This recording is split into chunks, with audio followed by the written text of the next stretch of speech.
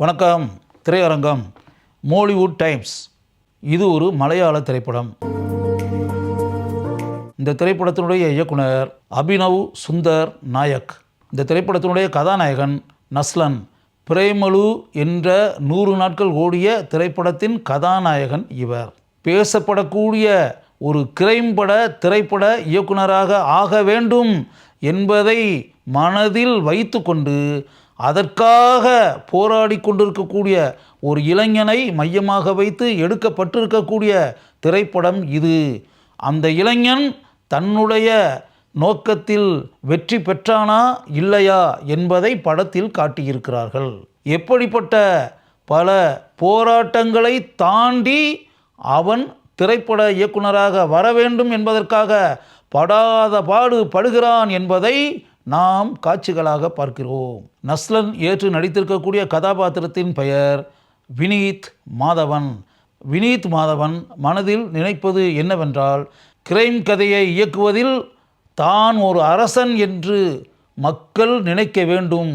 அப்படிப்பட்ட ஒரு நிலையை தான் தன்னுடைய திறமையால் உண்டாக்க வேண்டும் என்று நினைத்து அதற்கான பயணத்தை அவன் ஆரம்பிக்கிறான். அந்த பயணத்தில் அவனுக்கு பல ஏமாற்றங்கள் கிடைக்கின்றன, பல துரோகங்கள் கிடைக்கின்றன, பல கசப்பான அனுபவங்கள் கிடைக்கின்றன. பல துரோகங்களை செய்யக்கூடிய மனிதர்களை அவன் பார்க்கிறான். எப்படிப்பட்ட எதிர்பாராத அதிர்ச்சியை தரக்கூடிய சம்பவங்கள் அவனுடைய வாழ்க்கையில் அடுத்தடுத்து நடைபெறுகின்றன என்பதை நாம் காட்சிகளாக பார்க்கிறோம். எவ்வளவு கஷ்டங்கள் வந்தாலும் சிறிதும் அதற்காக சோர்வு அடையாமல் மீண்டும் தன்னுடைய நோக்கத்தை நிறைவேற்றுவதற்காக அவன் எப்படி துணிச்சலுடன் செயல்படுகிறான் என்பதை பார்க்கும்போது அந்த கதாபாத்திரத்தின் மீது நமக்கு அளவற்ற மதிப்பும் மரியாதையும் உண்டாகிறது. அவன் இயக்கிய திரைப்படத்தின் கதாநாயகனுக்கு எப்படிப்பட்ட விபரீத முடிவு உண்டாகிறது என்பதை பார்த்து நாம் அதிர்ச்சி அடைகிறோம். பட உலக அமைப்புகள் அவனுக்கு எப்படிப்பட்ட எதிர்ப்புகளை உண்டாக்கி பட உலகில் அவன் செயல்பட முடியாத அளவிற்கு எப்படிப்பட்ட கட்டுப்பாடுகளை விதிக்கிறார்கள் என்பதை பார்க்கிறோம். அந்த கட்டுப்பாடுகள் அனைத்தையும் சர்வசாதாரணமாக நீக்கிவிட்டு அவன் எப்படி மீண்டும் தன்னுடைய முயற்சியால் முன்னேற்றத்தை நோக்கி நகர்ந்து செல்கிறான் என்பதையும் நாம் காட்சிகளாக பார்க்கிறோம். பேசப்படக்கூடிய ஒரு இயக்குனராக தான் கட்டாயம் வந்தே ஆக வேண்டும் என்ற வெறியுடன் செயல்பட்டு கொண்டிருக்கக்கூடிய அவனுடைய வாழ்க்கையில் எத்தனை சோதனைகள் உண்டாகின்றன, எத்தனை கசப்பான அனுபவங்கள் உண்டாகின்றன, எப்படிப்பட்ட துரோக சம்பவங்கள் நடைபெறுகின்றன. இவற்றையெல்லாம் தாண்டி சிறிது கூட தளராமல் அவன் எப்படி செயல்படுகிறான் என்பதை நாம் காட்சிகளாக பார்க்கிறோம். அப்போது அவனை பார்த்து நமக்கு ஒரு வகையான பிரமிப்பு உண்டாகிறது. படத்தினுடைய உச்சக்கட்ட காட்சியில் அவனுக்கு எப்படிப்பட்ட அனுபவம் கிடைக்கிறது என்பதை காட்சியாக காட்டுகிறார்கள். அதை பார்க்கும்போது நமக்கு அளவற்ற ஆச்சரியமும் அதிர்ச்சியும் உண்டாகிறது. வினீத் மாதவன் என்ற அந்த இளைஞன் கதாபாத்திரத்தில் நடித்திருப்பவர் நஸ்லன். படம் முழுக்க அந்த கதாபாத்திரமாகவே நஸ்லன் வாழ்ந்திருக்கிறார் என்று கூறுவதுதான் சரியாக இருக்கும். அந்த கதாபாத்திரத்தை மனதில் வைத்து கொண்டு மிகவும் இயல்பான நடிப்பை படம் முழுக்க நஸ்லன் வழங்கி இருக்கிறார். அவர் இதுவரை நடித்த திரைப்படங்களிலேயே தி பெஸ்ட் பெர்ஃபார்மன்ஸ் என்று இந்த திரைப்படத்தை நாம் கூறலாம். நஸ்லனை வைத்து படத்தை தயாரிக்கலாம் என்ற முடிவில் இறங்கக்கூடிய சச்சின் கதாபாத்திரத்தில் நடித்திருப்பவர் ஷராஃபுதீன் தன்னுடைய மிகச்சிறந்த நடிப்பை தான் வரக்கூடிய காட்சிகளில் ஷராஃபுதீன் வழங்கி இருக்கிறார். இன்னொரு இளம் இயக்குனரான அர்ஜுன் ஹரிஹரன் கதாபாத்திரத்தில் நடித்திருப்பவர் சங்கீத் பிரதாப் தன்னுடைய சிறிய தோற்றத்தை வைத்து கொண்டு இந்த நடிகர் எப்படிப்பட்ட அருமையான திறமைகளை அனைத்து படங்களிலும் வெளிப்படுத்தி வருகிறார் என்பதை நாம் பார்த்து கொண்டிருக்கிறோம். இந்த கதாபாத்திரத்தில் அவர் புகுந்து விளையாடியிருக்கிறார் என்பதுதான் உண்மை. அந்த கதாபாத்திரத்திற்கு கச்சிதமாக சங்கீத் பிரதாப் பொருந்தி இருக்கிறார். ஹன்னா கதாபாத்திரத்தில் நடித்திருப்பவர் கோபிகா ரமேஷ். அவர் வரக்கூடிய காட்சிகளில் அவருடைய இயல்பான நடிப்பை நம்மால் உணர முடிகிறது.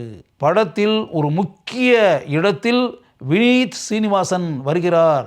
அவர் வரக்கூடிய காட்சிகள் படத்தில் மிகவும் அருமையாக படமாக்கப்பட்டிருக்கின்றன. தன்னுடைய சிறந்த நடிப்பை தான் வரக்கூடிய காட்சிகளில் வினீத் சீனிவாசன் வெளிப்படுத்தி இருக்கிறார்.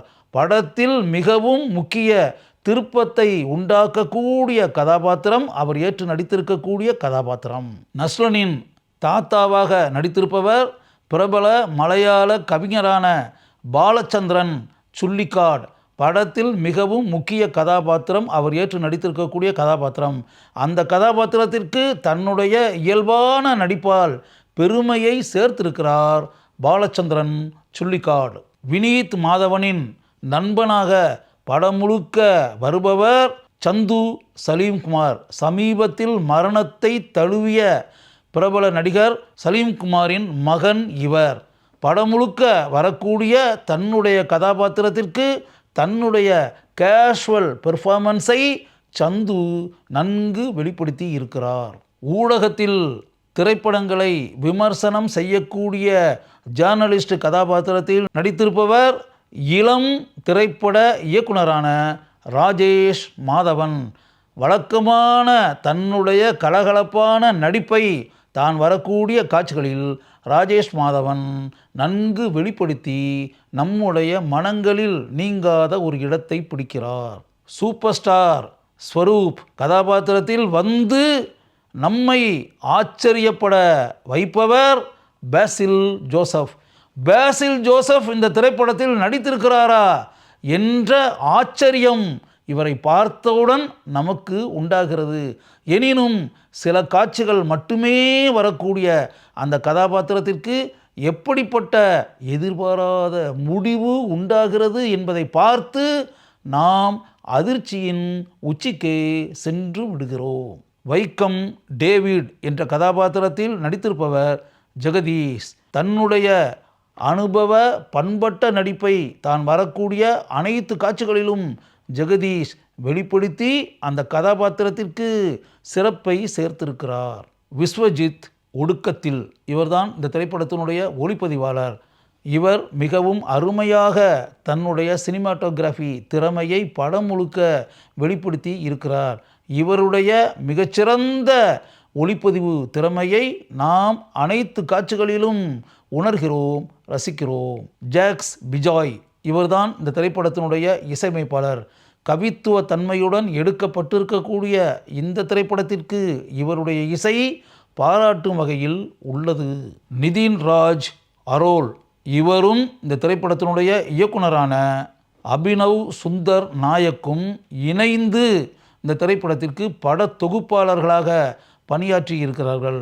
இந்த திரைப்படம் ஆரம்பத்திலிருந்து இறுதி வரை சிறிது கூட போரடிக்காமல் இருக்கிறது.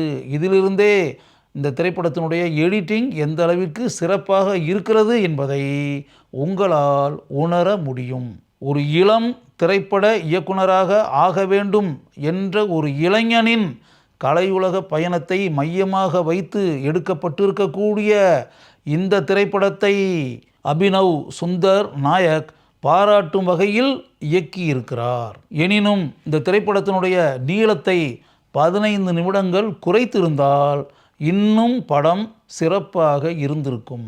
மக்களின் வரவேற்பை பெறக்கூடிய கிரைம் படங்களை இயக்கக்கூடிய ஒரு இளம் இயக்குனரின் வாழ்க்கையை மையமாக வைத்து எடுக்கப்பட்டிருக்கும் ஒரு மலையாள திரைப்படத்தை பார்க்க வேண்டும் என்று மனதில் ஆசைப்படுகிறீர்களா? மோலிவுட் டைம்ஸ் படத்தை கட்டாயம் பாருங்கள். உங்களுக்கு அந்த திரைப்படம் ஒரு மாறுபட்ட அனுபவத்தை நிச்சயம் தரும்.